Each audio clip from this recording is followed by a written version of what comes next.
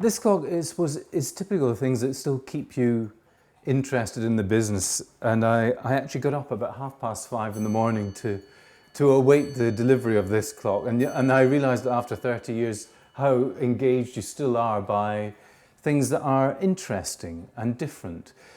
This clock was made for the Newland Park Estate in Yorkshire, the property of Lord and Lady Silvester, probably around 1785, 1790, which, as it happens, is the time the estate was created. So for all we know, it may have been made for the estate. The quality of the case, starting with the case, is fantastic. I'll just open the door, and you can still see after all these years, when you look at that door, they put a strengthening piece, but it's still as flat as a pancake, and the most fantastic piece of veneer.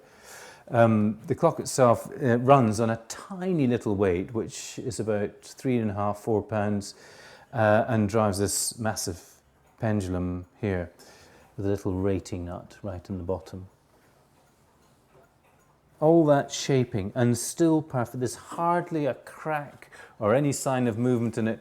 Just astonishing when you consider the age of it. There's 2 little brass keepers put on here to allow those pins to go in and stop it being spoilt when you put the door in, because it would be quite easy to jam it up. So you put these in and it shuts nicely, and then you can hear, there's the lock. Latched plates, very, very nice quality.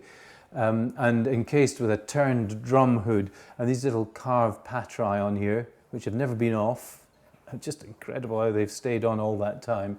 And this little urn, which is in fact less than 1/2 inch thick, so it's almost like a piece of trompe l'oeil the way they've done it. All in all, a really striking feminine clock, and the sort of thing you just can't go and get another one. The other thing that I often think about is putting myself in the position of the people that were going to buy that clock and the time that they were going to buy that clock. So there was really very little else that was mechanical. Notwithstanding, you had the Birmingham Lunar Society starting up and engineering just starting.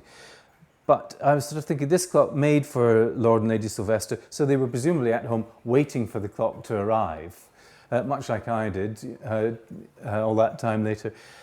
And it would have arrived in a horse and cart. I mean, it didn't come, down the M6, on the back of a lorry, on a horse and cart, delivered there. How exciting must that have been to put it in their new house, perhaps in a little recessed alcove or something like that, and have a really good timekeeper. You can see this one has seconds, and then hours, and a subsidiary ring here, and then a minute ring. This was to make it clearer to read. It must have seemed a really luxurious piece of furniture to have.